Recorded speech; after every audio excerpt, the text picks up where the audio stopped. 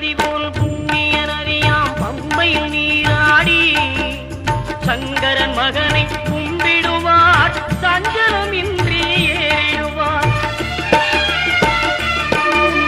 நீலிமலை ஏற்றம் சிவபாலனும் ஏற்றிடுவார். காலமெல்லாம் நமக்கே அருள்காவலனாயிருப்பார். தேகபலம் தா பாதபலம் தா தேகபலம் தா பாதபலம் தா தேகபலம் தா